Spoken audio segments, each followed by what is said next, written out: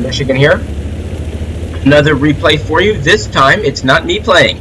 We have Blast Boss on Bourrasque in the backshot Bourrasque. And Blast is top tier. And this is an encounter battle. Something that I have had turned off for a very long time. And actually forgot it existed. Until Blast showed me this replay here. So Blast is going to start off just sitting in this bush, seeing if he can spot some light tanks. Maybe somebody going high on the one line. It's also worth noting that Blast is loading up all premium rounds, and he has food and both large repair kits. Well, large repair kit and large first aid kit. He got the E25 in the middle, sort of scouting with the SPIC, and Blast is going to start to work this bush line.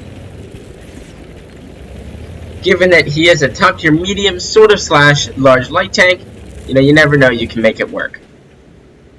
Looking for a shot there on that AT-8. AT-8 disappears. That's also a difficult shot with this gun. Fairly inaccurate gun. Slower aim time. And that AT-8 has great armor. Obviously, you can see he's looking for a shot at the cupola. Taking an eye on that T-37 there, but not worth it. Obviously, when you're in this position, you really don't want to be shooting.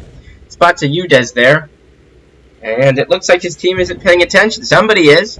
Misses it. UDES takes a shot. And disappears back down. Unfortunately, none of Blast's teams, the 8 tanks all stacked up on the 2 line, were not able to hit that vehicle. His team's moving up a little bit behind him. They're quite lacking on the 7 line, and actually the KV-2 has now gotten into that cap circle, starting that countdown timer. A few tanks have made it up onto the H0, or Hotel 0 section of the map there on the hill, but they haven't been able to really take that hill.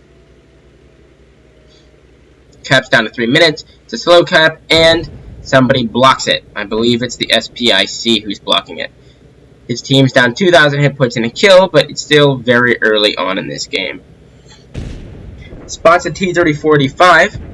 It looks like in conjunction with somebody else, as he's not getting all the spotting. But it looks like that T-34-85 is down. Unlucky that he only got 287 assists with that. I believe maybe the Achilles or somebody else was able to spot him as he came around. Blast moving up through these bushes even further. Now about halfway across, maybe a little bit more than halfway across this map. Eyeing that Chi-Ri over there in the enemy team. And here comes the AT-8, who has decided to push into the middle. Interesting decision there by that AT-8. We'll see if it works out for him. Blast continues pushing down this side, giving no regards to that AT-8. And there's the UDES again. Fortunately, he's hiding in that little nook back there, making it very difficult to dig him out without going all the way down the Bravo line. The AT-8 is now getting rushed. That bowl is a tricky place. You can get some great shots from there, but if you get rushed, you are going to get killed, because nobody can support you except for maybe Artie, and that tier 6 tank destroyer is gone. Maybe he just didn't like the matchmaking, who knows. Looking at that AT-8 there, sorry, UDES, spots a Pershing as well, or somebody else spotted a Pershing. Doesn't look like he's getting any assist for it. He's getting the assist for the UDES. Really thinking about taking that shot, but decides to keep moving up. The cap timer is now down to 15 seconds. The enemies have 3 tanks in it. 13 seconds. Somebody resets, but it's still at 30, and there's not a lot of his team over there. The enemy team is mostly taking that 0 line. Now Blast is going to decide to shoot his gun for the first time this game, finishing off that tier 8 tank destroyer. Swedish, I believe. Now he's going to keep climbing forward, look for the Pershing, track the Pershing. The cap's down to 6 seconds, 5 seconds, 4, 3, 2, 1, and at the last second, somebody blocks the cap. Less than 0 seconds left. Somebody gets a nice little reset there. Blast is going to take out the M44 for the second kill, and then put his other shell into the Pershing for his third kill. 3 kills there, 1300 damage and 1400 spotting. not bad for this side of the map. The Bourrasque's 2-shot autoloader is very nice, healthy 720 damage. And now he has decided to stop. That Black Prince does not have great spotting, and that's an easy 714 damage on that Black Prince, putting him up to just over 2,000. It should be noted now that the enemies have retaken the cap circle. They've taken the entire hill, and the only tank really blocking that cap is now killed, so the enemies are just free to walk into that cap circle, and they have the hill on top of it. Blast is going to stop this challenger, and that resets the cap to 55. Great work there. It didn't look like that challenger was actually in the cap circle for a second. Clearly he didn't expect Blast to be over here. Blast gets lit. He's going to work down to the other side of the tracks where he just came from while he reloads. The enemies are still trying to cap out with 3 on, but the T-37 decides better of it. So does the challenger, and both of them make a run for it. The team is now 9-11 and 1,400. And now it is turned into an east-west fight. Also, I just noticed here that Blast is 1 marked on this vehicle. It's very hard to tell with his all-white paint scheme. But nice work there on that 1 mark. Blast is now going to go hunting again, finding a round panzer, putting 1 shot in there through the wicker fence, looking for the 2nd shot, and unfortunately, there may have been too many obstacles in the way, or just the accuracy failed him there, but regardless, he is on his way to the hill. This tank only has about a 21-second reload, making missing 2 or 1 of your shots really not too big of a deal. His team is now down 9-12. However, they're only down 2,000 hit points now, 13-10, and 2,000 hit points, meaning that a lot of the enemy tanks are low health. Finding a T-37 there, fortunately missing 1 shot, looking for the 2nd one, but instead he finds a Scorpion, and he's going to finish that vehicle off, bringing him to 4 kills and 3,500 damage with 16 assists. The Easy 8 in the middle is desperately trying to hold, but with a tier 8 right on top of him, that K-Panzer, it's not going to be easy for him. Misses the boogie. 2nd one finishes that tank off, just clipping the rear of that vehicle, making this a 12-13 fight. Bringing Blast now up to 5 kills. Easy 8 is still holding the middle there, best thing he can do. The Cheery finishes off the Easy 8, putting Blast briefly in a 1-3. That Cheery is now up to 7 kills. Blast is up to 6. There is a Radley Walters in it for both of them. If the Cheery kills Blast, that's a Radley Walters. If Blast kills the Cheery and the T-37, that's a Radley Walters for him. Somebody is on the cap circle. One would expect it to be the Cheery, but who knows. Now, Blast is going to go all the way across here. Nice play by him. The Bourrasque is a pretty quick vehicle, and it's able to do these sort of plays coming from unexpected directions. Both tanks are in the cap circle now, so Blast really doesn't have too many options but to just head straight in with 1:20 left on that cap timer.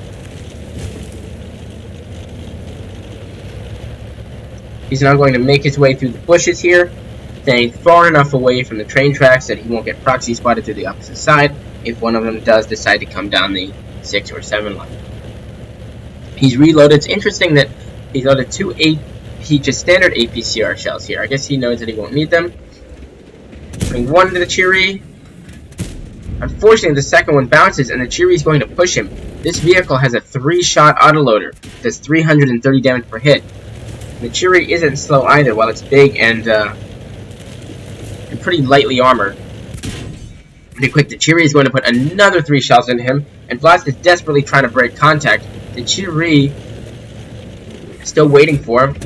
There's 1, and unfortunately that misses. Now the Cheery is left on 4 health, and Blast is here with 117. He's a little bit lucky that the Cheery may have low rolled on some of those. Actually, the Cheery high rolled on most of them. That Cheery hits for 110 damage per hit. You can see a lot of them were hitting for 137, 127, 146. Just some outrageous rolls there. That tank has a 330 damage clip potential. Now he spots the T-37 out of nowhere. I think he was looking for the Cheery. The T-37 can't get his gun around, and Blast finishes him off with 7 kills, just pitting him against the Cheery. That T-37 I was not expecting him to be there either. I figured that T-37 would be trying to come around maybe the 8 line. Blast wisely backs off using the little bound of the ramp that the T-37 was going up, and Blast is now going to work his way through the bushes. He knows he has better vision and camo than that Cheery does, and now he's going to wait. Will the Cheery come down this way, or is he going to appear from somewhere else? They're both on 7 kills. Bradley Walters at stake for both of them. Where is the Cheery? He's pre-aimed. They're going to blind fire. And the Cheery comes right down the middle, and Blast finishes him off, putting him at 8 kills. You can clearly see his team is very happy. Great team there. They all work together. A lot of good communication, ending in a victory for Blast and his team. Let's take a look at the postgame. So Blast finishes with 8 kills, 7.1k combined. Not a lot of damage for 8 kills. However, a lot of that was finishing off all those one-shot tanks, really focusing fire there for his team. Look at his Metal Hog, Mastery, or Ace Tanker, Spotter, Fire for Effect, Bruiser, and then he gets his Bradley Walters, Tank Sniper, Defender, High Caliber, and Top Gun. I mean, what more could you get on top of that? I guess you could throw Scout and Patrol Duty, but geez, what a Metal Hog. Great job there, getting a total of 7 for his team. Still making 67,000 credits despite firing 71,000 in ammunition, 20,000 in credits. It doesn't look like we had a credit booster going at that time. Firing 22 shots, 17 penned of 20 that he hit, resulting in 5,333 damage. Great job there, Blast. Love this replay. I really enjoyed that you were playing as a scout in the beginning, and then you transitioned to sort of a sniper role, and then from there into let's go and brawl with the enemy. So awesome, playing 3 different roles in that game. Obviously, you know, you've got your tank sniper there. You know, that's a rare one for the Bourrasque. It's normally a brawl tank.